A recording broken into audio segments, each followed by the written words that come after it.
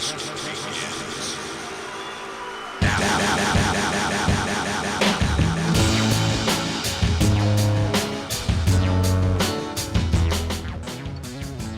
Somewhere in this beach town, in its malls and suburbia, someone is fighting for something. This is empathy, theirs, mine, maybe yours. I thought it better not to fight. I thought there was a virtue in always being cool. So it came time to fight. I thought I'll just step aside, and at the time would prove. Is it a good place? I think the weather just dumps everyone down. I think it's really easy to go to places that are already pretty special, like New York City, San Francisco, places I've lived. But I want to take what I've learned from those places and bring it back to a place like San Diego, which can really use different energy. And I think it can use a lot more creativity, positive movement. It just comes down to, who was here first and just the immigration and just the trends of actually being in San Diego. So I think that's one of the biggest factors of what shapes the Asian community over here and why it is the way it is. I think a lot of people hear that word and they think of a very specific style of maybe protesting, or I think the model of the anti-war movement is what a lot of people would think of as activism, but a lot of different people identify as activists. Activism is learning about your history and taking that history and doing what you can with it to spread that in some form or another, whether that be through the expression of film, whether that be through the expression of art. The integral part of activism for me is learning about yourself and taking that to educate others. Activism for me is about positive social and environmental change, but I think it's different for everyone. My definition of activism is to be involved and also to be able to recognize that there is a need for a change, and more than just even recognizing it is to actually do something about it. When I think of Asian American community in San Diego, I think of Convoy, which is very much centered, Claremont area, which is very much centered around shopping and capitalism and consumerism. And I don't think of it as much of community. So it's going out to eat dim sum or something. And that kind of feels like community, but it's not the same as working with people together to do something more. One thing I like about our community is everyone wears like different hats, like everyone has like multiple responsibilities. Everyone's not just involved in their own individual organizations. Like you get to know the community really well. If someone's president of UPAC, you're going to see them at an ABA event, and so everyone's kind of like interconnected and really involved, and people usually wear more than one hat. Complacency and apathy, combined are the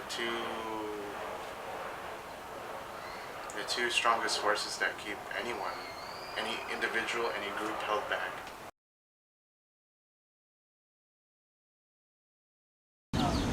There's a lot of us. There's definitely a lot of us.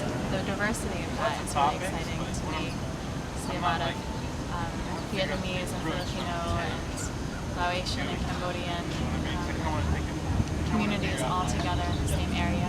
Where I live in City Heights, there's a lot of different ethnicities all in the same general region and interacting with each other to a certain extent.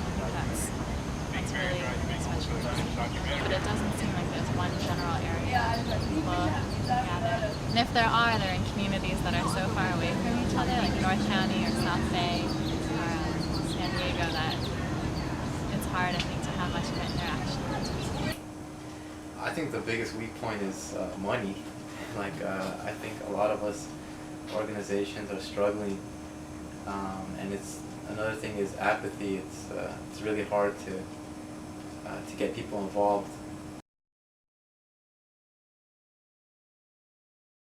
Fusion, it's this